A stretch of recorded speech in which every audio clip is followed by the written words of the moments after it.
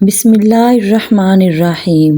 پیارے دوستو، آج میں آپ کو سناؤں گی حضرت اسماعیل علیہ السلام کی قربانی کا واقعہ۔ حدیث شریف میں آیا ہے کہ ایک شب حضرت ابراہیم خلیل اللہ نے اپنے خواب میں دیکھا کہ کوئی ان سے کہتا ہے، اے ابراہیم اٹھ اور قربانی کر۔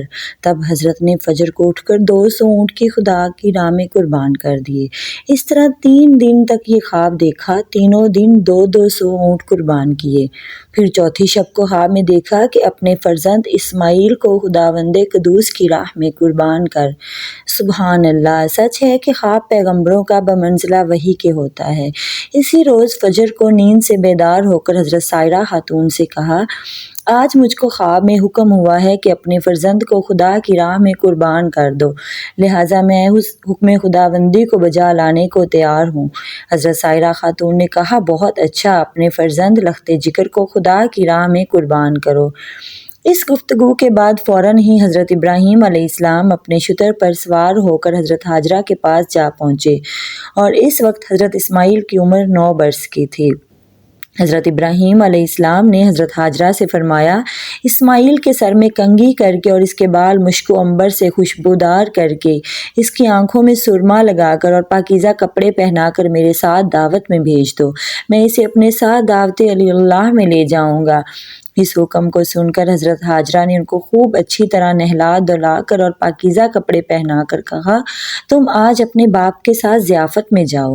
حضرت ابراہیم علیہ السلام نے ایک چھری تیز دھار والی اپنی آستین میں چھپائی اور ہاجرہ کے سامنے سے نکل آئے، اور حضرت اسماعیل ذبیح اللہ اپنے باپ کے پیچھے چلنے لگے۔ یہ کیفیت دیکھ کر شیطان نے حضرت اسماعیل ذبیح اللہ کے پاس آیا، لیکن اس نے ان سے کچھ کہنا مناسب نہ سمجھا، اور فوراً ہی وہ شیطان حضرت ہاجرہ کے پاس پہنچا اور کہنے لگا، آج اسماعیل تمہارا بیٹا کہاں ہے؟ حضرت ہاجرہ نے اس سے کہا، آج وہ اپنے باپ کے ہمراہ ایک ضیافت میں گیا ہے۔ شیطان نے کہا، افسوس، اس بیچارے کو تو اس کا باپ ذبح کرنے لے گیا۔ حضرت ہاجرہ نے کہا، معاذ اللہ، تم نے سنا ہے کہ باپ نے اپنے بیٹے کو کبھی بے گناہ مارا ہے؟ ابلیس نے کہا، خدا نے اسے ایسا ہی حکم دیا ہے۔ حضرت ہاجرہ نے کہا، واقعی خدا کا فرمان ہے تو میں بھی اس کی رضا پر راضی ہوں۔ بس ابلیس حضرت اسماعیل کے پاس آیا اور اس نے یہ گمان کیا کہ ابھی تو یہ لڑکا ہے، میں اس کو نہایت آسانی سے خدا کے حکم سے بھٹکا سکوں گا۔ ابلیس نے حضرت اسماعیل علیہ السلام سے کہا، تو کہاں جاتا ہے؟ حضرت اسماعیل نے جواب میں کہا، میں آج اپنے باپ کے ساتھ ضیافت میں جاتا ہوں۔ شیطان بولا، نہیں، تمہارا باپ تو تم کو ذبح کرنے لیے جاتا ہے۔ آپ یعنی حضرت اسماعیل ذبیح اللہ نے اس شیطان سے کہا، کبھی باپ بھی اپنے بیٹے کو بے گناہ مارتا ہے کیا؟ کبھی تم نے ایسا سنا ہے؟ ابلیس نے حضرت اسماعیل سے کہا، اس کو تو یہ حکم خدا نے دیا ہے کہ وہ آج اپنے بیٹے کو خدا کی راہ میں قربان کر دے۔ یہ سن کر حضرت اسماعیل ذبیح اللہ نے جواب دیا کہ یہ حکم خدا تعالیٰ نے فرمایا ہے، تو پھر تو 1000 جان بھی میری خدا کی راہ میں فدا ہو، اور میں بخوشی اس کی راہ میں قربان ہونا چاہتا ہوں۔ جب وہ دونوں بزرگ دور تک نکل گئے، تب اسماعیل نے اپنے باپ سے عرض کیا، اے میرے ابا جان، مجھے کہاں لے جاتے ہو؟ حضرت ابراہیم علیہ السلام نے اللہ تعالیٰ کی طرف سے جو وحی کی گئی تھی وہ اپنے لخت جگر فرزند ارجمند کے سامنے انہی الفاظ کے ساتھ بیان کر دی، فَلَمَّا بَلَغَ مَعَهُ السَّعْيَ قَالَ يَا بُنَيَّ إِنِّي أَرَىٰ فِي الْمَنَامِ أَنِّي أَذْبَحُكَ فَانظُرْ مَاذَا تَرَىٰ۔ ترجمہ، پھر جب وہ اچھی طرح اس کے ساتھ کام کے قابل ہوا تو باپ نے اپنے لخت جگر سے فرمایا، اے بیٹے میرے، میں نے خواب میں دیکھا ہے کہ میں تجھ کو ذبح اللہ کے راستے میں کر رہا ہوں، بس اے بیٹے مجھے بتاؤ تمہاری اس میں کیا رائے ہے؟ یہ سن کر حضرت اسماعیل علیہ السلام نے اپنے باپ سے عرض کی، اے میرے ابا جان، یہ تو بڑی بھاری میرے واسطے سعادت ہے، اور آپ تو خداوند قدوس کے دوست ہیں اور رات کو بہت ہی کم سوتے ہیں۔ جب آپ بحکم خدا سوئے تو رحمت رب سے آپ کو یہ خواب کی سعادت نصیب ہوئی ہے، میں وہ خوشی راضی ہوں جس میں میرا خدا راضی ہے۔ حضرت اسماعیل علیہ السلام نے اپنے ابا جان سے کہا، اے میرے باپ، آپ کر ڈالیے جو کچھ آپ کو خدا کی طرف سے حکم ہوا ہے۔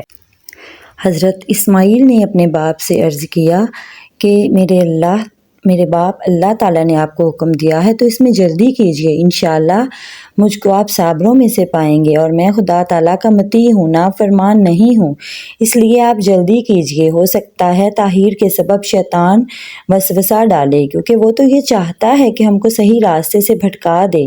حضرت ابراہیم علیہ السلام نے اسی وقت فرمایا کہ اس لائن پر پتھر مارو۔ تب باپ اور بیٹے نے اس لائن پر پتھر پھینکے، اور اب یہ حاجیوں پر سنت ہے کہ حج کے دنوں میں اس طرف پتھر پھینکتے ہیں۔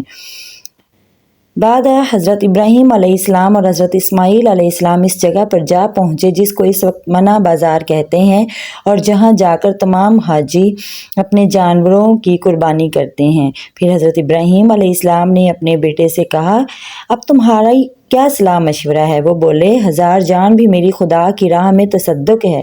خدا کا شکر ہے کہ آپ نے مجھے قربان ہوتے ہوئے اپنے خواب میں دیکھا۔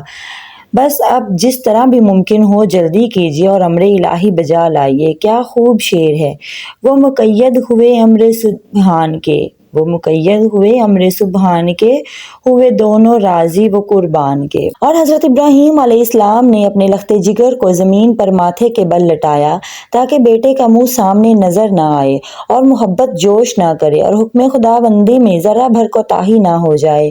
اور یہ بات در حقیقت بیٹے نے اپنے باپ کو سکھائی تاکہ میری قربانی کی فرمائش کی تکمیل ہو سکے اور میں خداوند قدوس کے یہاں مقبول ہو جاؤں۔ کہتے ہیں اس امر کے بجا لانے میں حضرت ابراہیم علیہ السلام نے کوئی کسی قسم کی کوتاہی نہیں کی، مگر دل پر جو کچھ گزری ہوگی وہ تو خدا ہی کو خوب معلوم ہے۔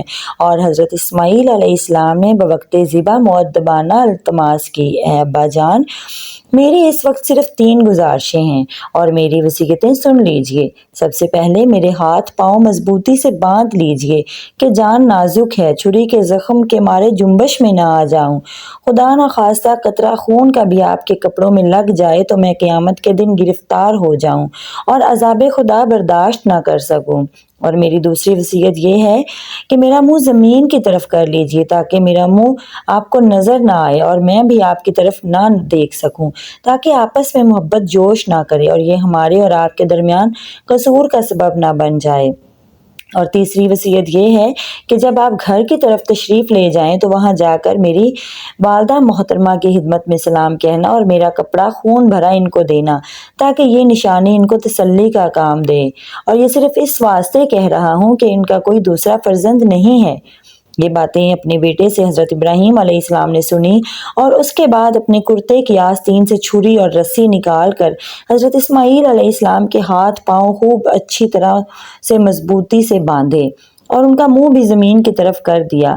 پھر حضرت اسماعیل علیہ السلام نے کہا، اے میرے ابا جان، میرے ہاتھ پاؤں کھول دیجئے، کیونکہ جو بندہ بھاگنے والا ہوتا ہے اس کے ہاتھ پاؤں باندھ کر خدا کی درگاہ میں لاتے ہیں۔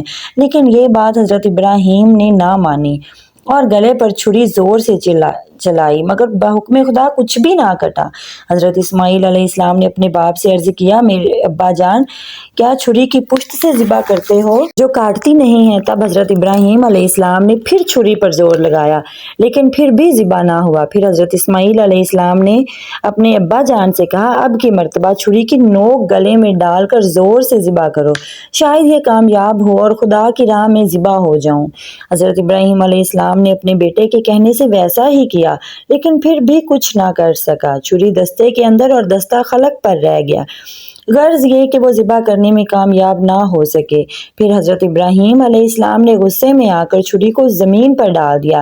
اس وقت چھری نے حضرت ابراہیم علیہ السلام سے کلام کیا کہ اے حضرت ابراہیم علیہ السلام، خدا تمہیں کہتا ہے کاٹو اور مجھے کہتا ہے مت کاٹو، اور آپ کو 1 دفعہ فرماتا ہے اور مجھے 10 مرتبہ فرماتا ہے کہ مت کاٹو، اور یہ جان لو کہ حکم الہی سب سے بہتر ہے اور اس کے حکم کے آگے کسی کا حکم نہیں چل سکتا۔